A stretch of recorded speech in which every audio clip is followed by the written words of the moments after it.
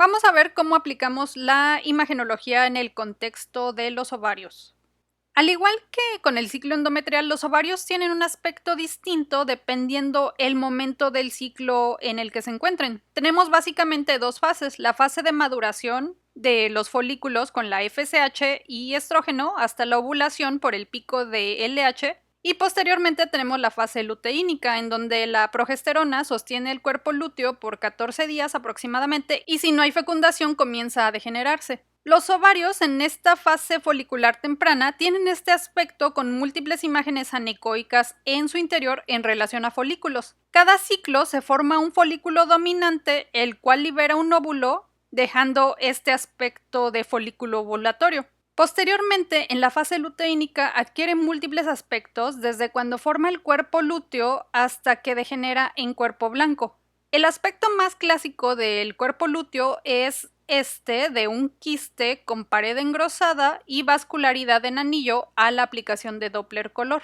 La palabra quiste ovárico le causa a las pacientes mucha ansiedad y sorpresa, pero ¿qué creen? Todo esto que vemos aquí corresponde a quistes. Quistes, recuerden que es una cavidad recubierta con epitelio que contiene líquido, por lo cual todos estos folículos que estamos viendo aquí, incluso aquí, pues son quistes.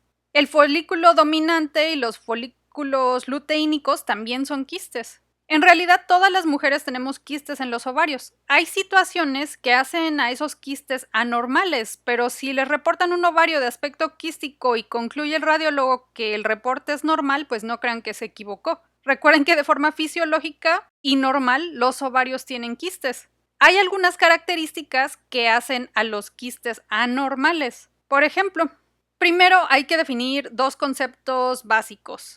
De manera simple, tenemos dos tipos de quistes ováricos: quistes simples y quistes complejos. Los quistes simples, que prácticamente podemos suponer que son benignos y tienen este aspecto clásico de una cavidad de pared delgada con líquido. En un ultrasonido, el líquido es anecoico o negro y vean cómo la pared es prácticamente imperceptible. Los quistes complejos pueden ser benignos o malignos. ¿Y qué los hace complejos? Pues cualquier cosa que no los haga simples. Por ejemplo, una presencia de septos finos, ecos o puntilleo en su interior, que se vería así, digamos, septos gruesos, engrosamientos focales de la pared con proyecciones papilares, y en el caso de que veamos componentes sólidos. Por ultrasonido, los componentes sólidos son hipoecoicos, como estamos viendo aquí en estas dos imágenes. Y además, ¿cómo podemos suponer que es sólido? Pues vamos a ver vascularidad dentro de esa imagen, la cual estamos viendo con modo Doppler color aquí. Les repito que los quistes ováricos complejos pueden ser malignos, pero también pueden ser benignos. Eso grábenselo en este momento. Los quistes ováricos, por su funcionamiento, podemos dividirlos en tres grandes grupos. Los quistes fisiológicos son los que vimos en la diapositiva del ciclo ovárico normal, corresponden a folículos normales, folículos dominantes y cuerpo lúteo. Los quistes funcionales son aquellos que producen hormonas y típicamente decimos que deben ser mayores de 3 centímetros, excepto el quiste lúteo. Vamos a ver aquí un ovario. Cuando un folículo dominante no logra ovulación, este se hincha y forma un quiste de gran tamaño, el cual puede producir estrógeno y llamamos quiste folicular. En caso de que logre haber ovulación, este folículo se va a volver un cuerpo lúteo que va a secretar progesterona, pero en caso de que no haya fecundación, pues va a degenerar. Tanto el quiste folicular como el cuerpo lúteo pueden degenerar hacia quistes hemorrágicos. Otro tipo de quistes funcionales son los quistes tecaluteínicos, los cuales se forman cuando existen niveles muy altos de gonadotropina coriónica humana fracción beta, como en embarazos múltiples y en enfermedad trofoblástica del embarazo. Estos quistes funcionales, como pueden ver, tienen mayor tamaño y pueden complicarse, como decíamos, hacia un quiste hemorrágico, aunque también pueden crecer más, romperse o por su tamaño torcerse. Otro tipo específicos de quistes, pues son los quistes en pacientes con tratamiento de fertilidad, que genera síndrome de hiperestimulación ovárica, el síndrome de ovario poliquístico o también los tumores ováricos. Vean cómo por ecografía, decíamos que hay quistes simples y complejos, todos pueden ser o simples o complejos. Es por eso que no utilizamos en imagenología esta clasificación fisiológica para dividirlos. Aquí tenemos ejemplos de quistes simples que se refieren a esto: líquido anecoico con una pared delgada.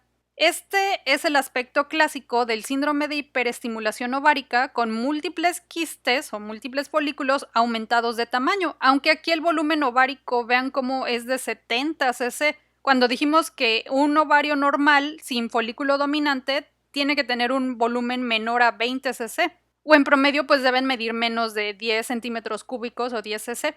Creo que de forma gráfica es más sencillo ver a qué le llamamos quiste complejo. Recuerden que era todo lo que tuviera septos finos, septos gruesos, ecos finos en su interior, como estamos viendo aquí, paredes gruesas, proyecciones papilares como estas, o ya un franco componente sólido, como estamos viendo aquí, con vascularidad. Como radiólogos, cuando encontramos una masa quística en la pelvis, primero tenemos que definir si es de ovario o no, ya que puede haber masas peritoneales o de las tubas uterinas dilatadas, por ejemplo, las cuales pueden llegar a simular masas ováricas. Cuando estamos seguros de que es de ovario, tenemos que definir qué patrón ecográfico siguen, o sea, si es un quiste simple o un quiste complejo. Ya vimos que la distinción es muy obvia. Los 5 principales diagnósticos posibles que hay que considerar son un quiste simple, y en caso de los complejos, los más comunes que hay que considerar son un quiste hemorrágico, un endometrioma, un teratoma o tumores malignos del ovario. De acuerdo a sus características de estos quistes, hay 3 desenlaces clínicos posibles, ya sea que ignoramos el quiste, lo seguimos con ultrasonido, realizamos resonancia magnética o ya prácticamente enviamos a cirugía con ginecología o gineco-oncología para realizar cirugía o dar tratamiento paliativo. Ya saben que pueden descargar estas diapositivas, pero en tumores siempre me gusta que vean el panorama completo de las cosas. Desgraciadamente, los tumores ováricos gran parte de las veces son asintomáticos y las pacientes pueden únicamente referir saciedad temprana, disfunción de vejiga o inclusive aumento del perímetro abdominal. Y esto es pues simplemente por el efecto de masa. Esta es la razón por la cual a veces el diagnóstico es muy tardío, ya que los tumores ováricos se pueden expandir a grandes tamaños en la pelvis. Hay algunos marcadores como la alfa-fetoproteína, la gonadotropina coriánica humana, fracción beta, que nos puede llegar a servir para cierto tipo de tumores. Verán por ahí referido como marcador tumoral para cáncer ovárico el CA125, pero en realidad no es como que tomemos un estudio serológico y si sale el CA125 elevado debemos sospechar cáncer. El CA125 se debe contextualizar ya que como marcador tumoral nos sirve más que nada en pacientes postmenopáusicas o con riesgos genéticos de tumores de ovario, como por ejemplo pacientes con mutaciones BRCA o síndromes genéticos conocidos. No se utiliza en todas las mujeres, ya que hay muchas situaciones de benignidad que pueden incrementar el CA125, como endometriosis, cirrosis hepática, menstruación normal, miomas, infecciones pélvicas. Así que realmente el CA125 solo lo vamos a utilizar para monitorear y seguir la respuesta a tratamiento de los tumores ováricos ya conocidos o en mujeres postmenopáusicas exclusivamente. Eso recuérdenlo. Ok. Los factores de riesgo para tumores ováricos son obesidad, sobrepeso, mutaciones genéticas y casos de disfunción ovárica en donde hay como etiología común irregularidades en el proceso reparativo de la superficie ovárica en cada ciclo. Los factores de protección son aquellos en donde ha habido menos ciclos ováricos, como es el caso de anticonceptivos orales, múltiples embarazos y lactancia. Aparentemente la histerectomía disminuye el riesgo en cerca de 1/3. Los tumores ováricos se generan a partir de las células epiteliales, de las células germinales o de las células del estroma de los cordones sexuales. Algunos de estos llegan a producir estrógenos que generarían hiperplasia endometrial, ya habíamos hablado de esto. También hay algunos tumores causados por metástasis, sobre todo a partir de cánceres estomacales, conocido esto como síndrome de Krukenberg, o metástasis del apéndice cecal, de cáncer de mama o cáncer de colon. Los tumores que más nos interesa revisar a fondo son los del epitelio superficial y los de las células germinales que dan lugar a tejidos fetales, a ovocitos, al saco vitelino y a la placenta. Los tumores epiteliales son el subtipo más común en todas las mujeres y se dividen en tumores serosos, mucinosos, endometrioides, tumores de células claras, de células transicionales o de urotelio y células del epitelio estromal. Estos tumores epiteliales serosos, mucinosos, endometrioides y a veces los uroteliales tienen un espectro que va desde benigno a intermedio o borderline y hasta malignos.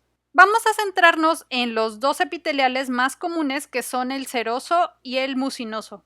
Estos, como les dije, pueden tener un espectro de benigno a maligno. La variante benigna de estos tumores serosos o mucinosos son los cistoadenomas, ya sea cistoadenoma seroso o cistoadenoma mucinoso, que afecta principalmente a mujeres jóvenes y de edades intermedias. Existen tumores intermedios serosos o mucinosos que ya son más agresivos e inclusive pueden tener metástasis. La variante maligna de los tumores mucinosos o serosos son los cistoadenocarcinomas, cistoadenocarcinoma mucinoso o cistoadenocarcinoma seroso, que sobre todo afecta a mujeres de edades avanzadas. Los tumores de células germinales son los segundos más frecuentes. Estos pueden surgir de las capas embrionarias, de los ovocitos, del saco vitelino, de la placenta o ser una mezcla de los anteriores.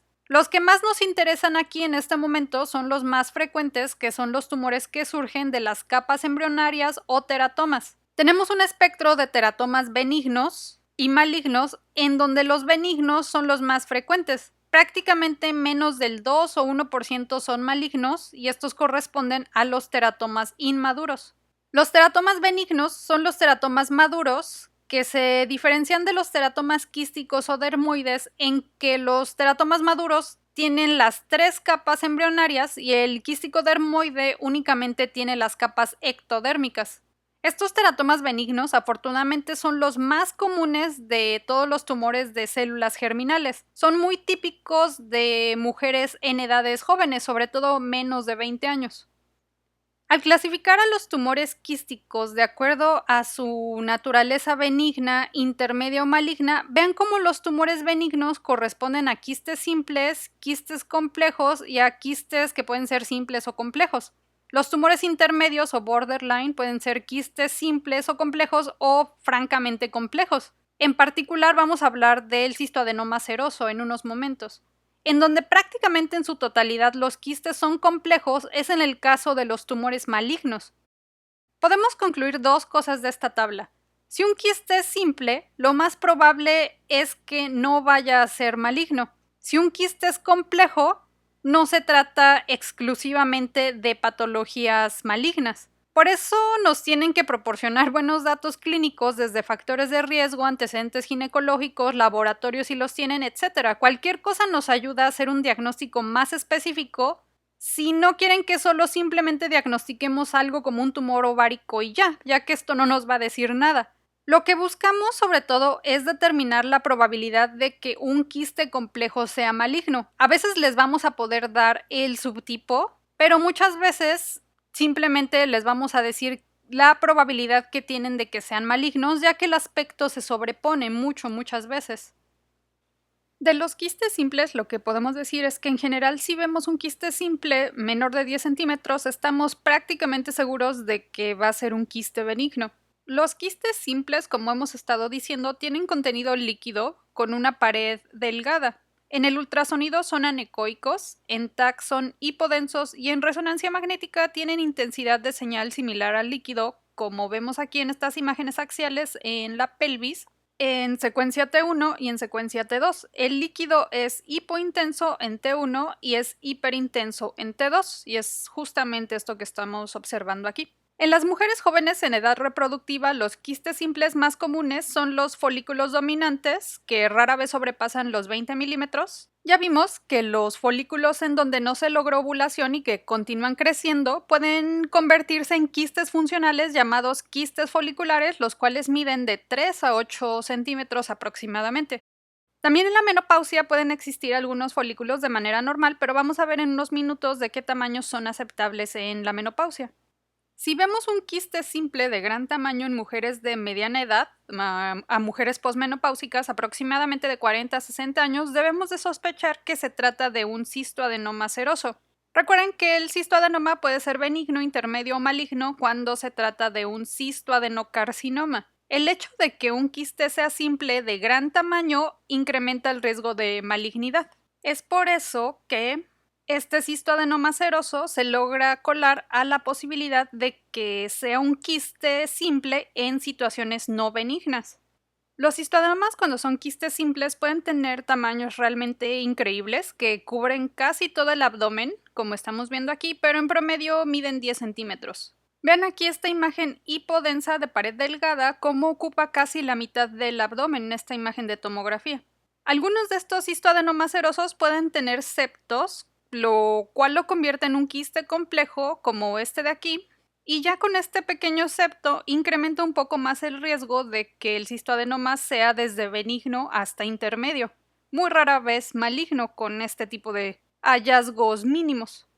En general, cuando nosotros vemos un quiste simple, tenemos que ver si la mujer ya llegó a la menopausia o se encuentra en edad reproductiva. Así como en mama hay un BRAFS, existe ya el ORATS para ovario, en donde valoramos qué tan probable es que un quiste ovárico pueda ser maligno, o sea, un cáncer. Con los quistes simples, en general, mientras sean menores de 10 centímetros, la probabilidad de malignidad es menos de 1%. Si la mujer está en edad reproductiva, realmente a veces nos debatimos mucho si reportar el quiste simple o no, porque a veces si no saben manejarlos, algún quirúrgico no ginecológico inclusive va a pensar si requiere cirugía o no la paciente.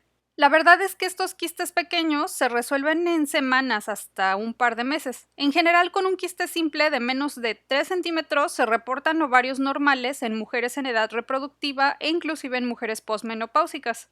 Los quistes simples de 3 a 5 centímetros en mujeres de edad reproductiva los mencionamos para documentarlos, pero casi siempre apostamos que van a ser benignos. Cuando en mujeres de edad reproductiva los quistes simples alcanzan de 5 a 10 centímetros, preferimos realizar un seguimiento en 8 a 12 semanas con ultrasonido. En mujeres posmenopáusicas, los quistes simples de 3 hasta 10 centímetros preferimos seguirlos periódicamente para ver que disminuyan su tamaño y no cambien su aspecto.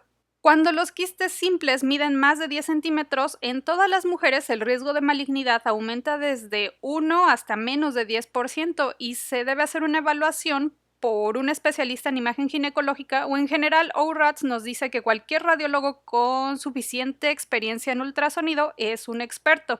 También podemos hacer una resonancia magnética. Estos quistes de más de 10 centímetros, ya que son un poco más preocupantes, deben de llevar manejo por ginecología, no solo por el riesgo de que sea un tumor maligno, sino por el hecho de que el tamaño puede poner al quiste en riesgo de torsión. Aquí vamos a mencionar un principio universal. Entre más grande es un quiste de ovario, más riesgo hay de que pueda haber torsión de ese quiste. Vamos a ver ahora aspectos muy típicos de algunas condiciones de quistes ováricos, empezando por múltiples quistes simples en un ovario. Vean cómo estos ovarios tienen múltiples imágenes anecoicas en su interior en comparación con un ovario normal. Estos son ovarios poliquísticos. La poliquistosis ovárica es componente, recuerden eso, un componente del síndrome de ovario poliquístico, el cual es la causa más común de anovulación u oligoovulación y problemas de fertilidad en las mujeres.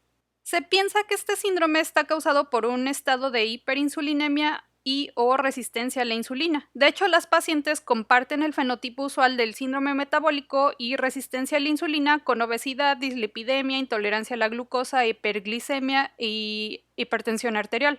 Existe además una alteración en la relación de LH y FSH.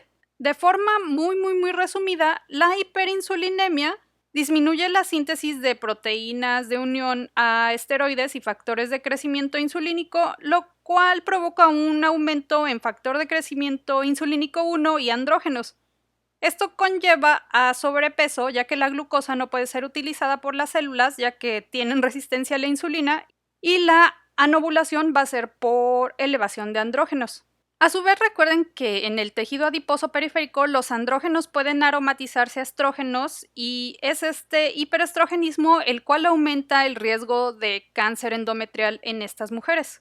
Al inicio del ciclo menstrual, la FSH siempre es ligeramente más elevada que la LH para que se logre la maduración folicular, pero como hay un estado hiperestrogénico crónico, esto genera una descompensación hipotalámica que provoca que la LH esté más elevada que la FSH. Por lo tanto, pues no existe maduración folicular y directamente la LH va a estimular a la teca para que produzca más andrógenos. Esta fisiopatología es la que explica los hallazgos clínicos para el diagnóstico. El diagnóstico lo llevamos a cabo a través de los criterios de Rotterdam. Se recomienda aún a estas alturas del 2020 que para integrar el diagnóstico de síndrome de ovario poliquístico utilicemos los criterios de Rotterdam del 2003, en donde necesitamos dos de estas tres condiciones. Primero, pues las alteraciones menstruales propias que señalen oligo o anovulación como ciclos irregulares o franca amenorrea. Segundo, los hallazgos clínicos o de laboratorio en relación con hiperandrogenismo como hirsutismo o mucho vello, acné, alopecia, etc. Y también hallazgos en laboratorio que denoten hiperandrogenismo como la medición de andrógenos libres, testosterona total, etc. UpToDate nos dice que ya no recomienda la medición de LH-FSH, pero sigue siendo recomendada por algunas otras fuentes. También por laboratorio podemos descartar otras causas que generen el androgenismo como disfunción tiroidea o adrenal. Siempre hay que descartar que estos cambios no estén causados por otras patologías. Para el diagnóstico ecográfico, que es una parte de los criterios, requerimos que la mujer sea o mayor de 20 años o que tenga ya 8 años menstruando. Esto porque antes de eso los ovarios tienen de forma normal múltiples folículos. En caso de adolescentes o menores de 20 años, el diagnóstico lo integramos con los dos primeros criterios. También es importante mencionar que la exploración debe ser mediante ultrasonido transvaginal. Por favor, recuerden eso, ya que logramos la mejor resolución posible en donde debemos observar al menos un ovario con más de 20 folículos. Si nuestros transductores tienen menos resolución, como este por ejemplo, utilizamos los criterios antiguos donde decíamos que necesitamos más de 12 folículos por ovario únicamente. Lo importante es que el volumen ovárico siempre debe ser mayor a 10 cc, pero este volumen no debe ser dado por folículos dominantes o quistes de algún otro tipo. Entonces, básicamente lo que hace el radiólogo cuando valora un ovario poliquístico es contar los folículos y sacar la volumetría de los ovarios para ver que se cumplan estos criterios. Como ven, el radiólogo solo puede diagnosticar ovario poliquístico, pero no el síndrome. ¿Cómo es que nosotros hacemos las volumetrías de los ovarios? De forma rápida, pues digamos que sacamos el eje longitudinal y transversal del ovario, vamos a medir sus diámetros mayores y estos tres los vamos a multiplicar entre sí por 0.53. Estas medidas deben ser en centímetros. Entonces, digamos que este ovario tiene un diámetro de 20 milímetros, 50 milímetros y 20 milímetros. Entonces, estos están en milímetros, pero vamos a hacerlo en centímetros. Entonces, 2 por 2 por 5 por 0.53 y nos da un volumen de 10.6 centímetros cúbicos. Ahora vamos a pasar a quistes complejos con aspectos muy típicos que sabemos que son benignos. Ya habíamos dicho que los quistes hemorrágicos pueden derivar de la complicación de un quiste folicular o de un cuerpo lúteo. La sangre dentro del quiste la vamos a ver como esta red de septos que están en relación a puentes de fibrina. Podemos también ver esta especie de nódulos sólidos que deben de tener alguna región con retracción en señal de que estos son coágulos. Estos nódulos con Doppler no son tejidos vascularizados. Esto lo sabemos porque no estamos viendo estos vasos dentro de la imagen. Ya que el quiste contiene líquido, pues esperamos a que tenga reforzamiento posterior. En mujeres de edad reproductiva, si estos quistes hemorrágicos tienen menos de 5 centímetros, no requieren seguimiento ya que eventualmente se reabsorben y solo damos seguimiento por ultrasonido en caso de que midan de 5 a 10 centímetros.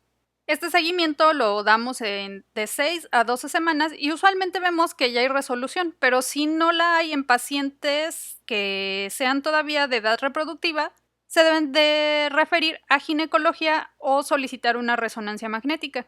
Ya que no esperamos ovulación en mujeres posmenopáusicas, observar cualquier tipo de quiste hemorrágico requiere una revisión ecográfica por experto, resonancia magnética o referir a ginecología o todas las anteriores. Otro quiste complejo que no nos preocupa, ya que tiene un aspecto relativamente típico, es el endometrioma. Endometriosis se refiere a los implantes de endometrio fuera del útero. Estos implantes pueden existir en cualquier parte: pared abdominal, ureteros, vejiga, recto recto, peritoneo, etc. El lugar más común es en los ovarios, en donde forma un quiste endometriósico o simplemente lo conocemos como endometrioma ovárico y a veces escucharán que le llaman quiste achocolatado. Ya que es endometrio lo que se implanta en los tejidos, pues con cada ciclo menstrual el tejido va a ser estimulado para que cause alguna especie de menstruación ectópica. El cuadro clínico es relativamente típico con dolor pélvico durante la menstruación porque están menstruando estos focos, hemorragias vaginales anormales, dispareunia, disquesia, que sería encontrar heces con sangre, y esto es cuando hay implantes rectales que pueden sangrar, y también está muy asociado a infertilidad por las adhesiones que pueden causar en ovarios y tubas uterinas estos focos. Generalmente disminuye la sintomatología si la mujer logra el embarazo, aunque la presencia de endometriomas incrementa el riesgo de cáncer de ovario por más de 4 veces. Esa relación de que disminuyen de tamaño con el embarazo es la razón por la cual se tratan con progesterona. Así como vemos el aspecto macroscópico de este ovario, por ultrasonido observamos lo mismo. Decimos que el quiste tiene un aspecto de vidrio despulido, ya que es homogéneamente hipoecoico con ecos internos. Algunos ecos pueden ser más grandes cuando se precipita el colesterol en su interior y los veríamos así, digamos. Ante cualquier duda con la endometriosis, el mejor método de imagen es la resonancia magnética, en donde vamos a ver cómo en T1 van a ser brillantes. Recuerden que en T1 esperamos ver a los líquidos oscuros, pero todos los productos proteicos de degradación de hemoglobina le dan este aspecto hiperintenso o blanco en T1. Esto lo podríamos ver también en un quiste hemorrágico, pero característicamente el endometrioma en T2 es hipointenso con este efecto de degradado en su interior. Noten que hay algunas zonas hiperintensas o blancas en relación a proteínas y hierro que proviene de las hemorragias cíclicas y crónicas dentro de este quiste. Otro quiste complejo típicamente benigno es el teratoma maduro. En imagen usamos como sinónimo el término teratoma maduro y quiste dermoide. Ya vimos que estos son tumores benignos provenientes de células germinales ováricas y que involucran a las capas embrionarias. Los teratomas son la causa más común de tumores ováricos benignos de mujeres jóvenes en promedio de 30 años y es la causa más común de tumor ovárico en general en las niñas, o sea, en edades pediátricas.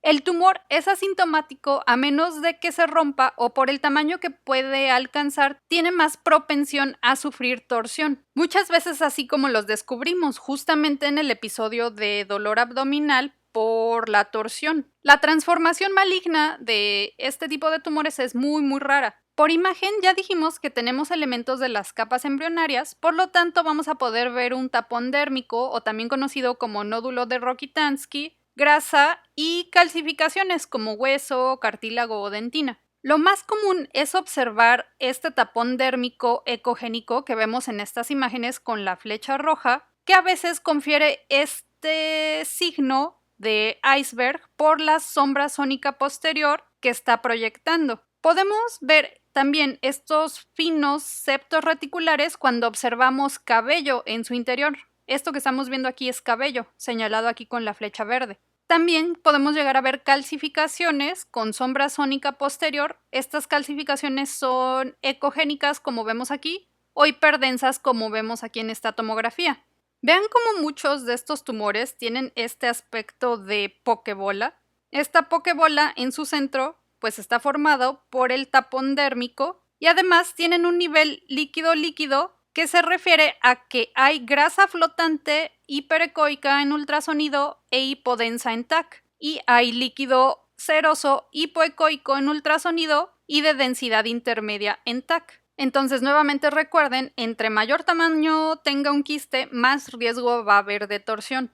Tanto endometriomas como teratomas maduros menores de 10 centímetros se siguen por ecografía para ver que no crezcan, cambien su aspecto o comiencen a tener mucha más vascularidad, que nos podría hablar de malignización, tanto del endometrioma o del teratoma. Generalmente no se extraen los teratomas a menos de que sean mayores de 6 centímetros, sobre todo por el riesgo de torsión. En posmenopáusicas se prefiere llevar a cabo una revisión más a fondo o con ultrasonido especializado, resonancia magnética o referir a ginecología. Cuando son mayores de 10 centímetros, en todas las mujeres en edad reproductiva o posmenopausia, se prefiere hacer un ultrasonido especializado o resonancia magnética y que maneje inmediatamente ginecología, no solo por el riesgo de torsión, sino porque con el aumento de tamaño, esto nos podría hablar de mayor posibilidad de que hubiera riesgo de malignidad. El riesgo de malignidad es hasta de 2% en los teratomas maduros y menos de 1% en los endometriomas, pero existe. Ahora vamos a hablar de los quistes complejos con riesgo de malignidad. Hay ciertos hallazgos en los quistes complejos que nos pueden hacer sospechar de cierto riesgo de malignidad, o sea, tumores carcinomatosos. Primero, pues entre mayor tamaño tenga un quiste, mayor riesgo hay de que sea maligno. También la presencia de septos gruesos que incluso pueden llegar a tener vascularidad en su interior con la aplicación de Doppler. También si vemos componentes sólidos con vascularidad como nódulos o proyecciones papilares en su interior. Es un poco menos específico el engrosamiento de la pared, pero puede indicarnos malignidad si vemos una pared engrosada e irregular con mucha vascularidad. Por ejemplo, que con Doppler viéramos que la vascularidad está muy incrementada. Existe la situación en que ya podemos observar, además del tumor ovárico, la diseminación del mismo, ya sea a los ganglios linfáticos o implantes en el peritoneo, como esta masa que estamos viendo aquí en el peritoneo anterior o este pequeño implante que está señalando la flecha. La presencia de ascitis, que es esta que está señalada con azul, también nos puede hacer pensar en situaciones de malignidad, excepto en el caso de síndrome de Meigs, en donde observamos un tumor ovárico benigno, usualmente un fibroma, el cual provoca derrame pleural y ascitis, pero al retirar el tumor se resuelve tanto el derrame como la ascitis. El LORADS tiene un manejo más complejo de estos quistes complejos, pero en general todas las mujeres, ya sea de edad reproductiva o posmenopáusicas, requieren que se refieran a ginecología, tomografía o resonancia para estadificar y encontrar diseminación del tumor. Y también se puede realizar la toma de marcadores tumorales como alfa-fetoproteína o CA-125, pero el CA-125 solo funciona en el contexto de la posmenopausia. Ahí realmente si el CA-125 está elevado, esto está relacionado con malignidad con una sensibilidad y especificidad de intermedia a alta. Como les dije, el BRATS del ovario se llama ORATS, en donde los quistes complejos con probabilidad de malignidad están en las categorías del 2 al 5. Realmente la categoría 1 les confiere un riesgo ínfimo, pero de forma ascendente hay riesgo de malignidad desde 1% hasta más de 50% de probabilidad de malignidad. Como pueden ver, el LORADS puede resultar algo complejo, por lo que vamos a resumirlo de una forma más práctica, ya que no son radiólogos. Vamos mejor a verlo con ejemplos. Los quistes con el mínimo riesgo de malignidad son quistes no simples, pero tampoco tan complejos, por así decirlo. Por ejemplo, este con este pequeño septo o este con ecos internos. Los de bajo riesgo de malignidad tienen del 1 al 10% de probabilidad de ser malignos. Como ejemplos está este quiste complejo de pared irregular con proyecciones papilares o este con un septo que a la aplicación de Doppler color pues vemos que tiene algo de vascularidad. Los quistes complejos de riesgo intermedio tienen de 10 a 50% de probabilidad de ser malignos y ya tienen contenido sólido, como este nódulo con vascularidad, o pueden ser multiloculares con contenido sólido, como vemos aquí estas partes y pues todos estos septos. Los quistes complejos con mayor del 50% de riesgo de ser malignos son, por ejemplo, estos con muchos componentes sólidos con vascularidad o estas masas irregulares, sólidas, en donde inclusive esto pasa de ser un quiste a ser como tal solo una masa, pero vemos aquí algunos focos de líquido. Dependiendo del riesgo, el manejo puede ir desde seguimiento o resonancia magnética hasta referencia a ginecología o inclusive pues gineco-oncología. De todo lo que mencionamos anteriormente, lo que más tienen que recordar es que los quistes simples generalmente son benignos. Y en cuanto a quistes complejos, existen quistes complejos típicamente benignos, como vimos el endometrioma, el quiste hemorrágico, los teratomas, y también quistes complejos que tienen riesgo de malignidad. La última patología ovárica que hay que mencionar es la torsión ovárica. Recuerden que el ovario está suspendido por el ligamento ovárico proveniente del útero y el ligamento suspensorio o infundíbulo pélvico del ovario. Es este ligamento suspensorio el cual contiene vasos sanguíneos. Se sobrepone además el ligamento ancho, en donde van también ramas de las arterias ováricas. El ovario puede girar, como ya habíamos visto en una ilustración anterior, provocando isquemia, estasis venosa y linfática y finalmente necrosis.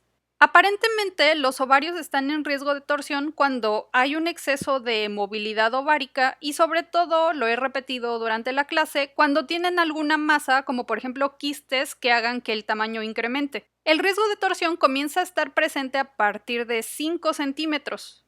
Grábense eso, a partir de 5 centímetros. La torsión sobre todo es común en quistes benignos debido a que los malignos generalmente invaden tejidos adyacentes provocando adhesiones.